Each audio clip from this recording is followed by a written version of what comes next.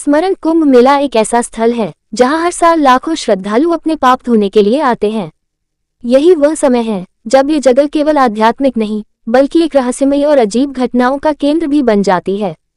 ये कहानी एक ऐसे दृश्य पर आधारित है जो यथार्थ और कल्पना के बीच झूलता है। दृश्य 1, गंगा घाट पर। कैमरा गंगा घाट पर फोकस करता है।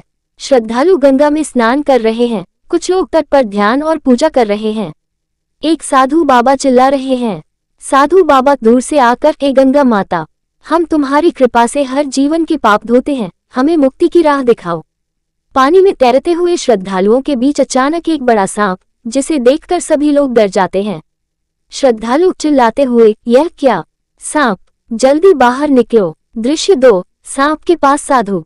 कैमरा एक साधु बाबा को दिखाता है जो अपने आध्यात्मिक शक्ति से सांप को शांत करने की कोशिश कर रहे हैं। उनका चेहरा गहरे ध्यान में डूबा है। साधु बाबा धीरे से मंत्र पढ़ते हुए, ओम नागराजाय नमः। सांप धीरे धीरे रुकता है और शांत हो जाता है।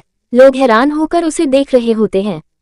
श्रद्धालु एक चिंता में, यह क्या हो रहा है? सांप इतनी भीड़ में कैसे आ गया? श्रद्धालु 2 आश्चर्यचकित, ये तो कोई चमत्कार जैसा लग रहा है। दृश्य 3, एक अजीब घटना। सांप अब पूरी तरह से शांत हो चुका है और वह घाट के किनारे की ओर बढ़ता है।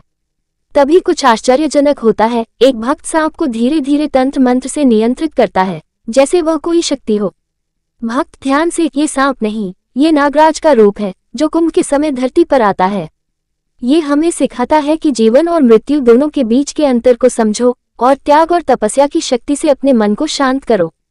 सांप अब धीरे धीरे घाट से निकलकर जंगल की ओर बढ़ जाता है। श्रद्धालु उसे श्रद्धा और सम्मान के साथ देख रहे होते हैं। दृश्य 4, श्रद्धा और चमत्कार। कैमरा श्रद्धालुओं के चेहरे पर दिखता है जो अब विश्वास और श्रद्धा से भरे हुए हैं। एक और साधु बाबा बोलते हैं।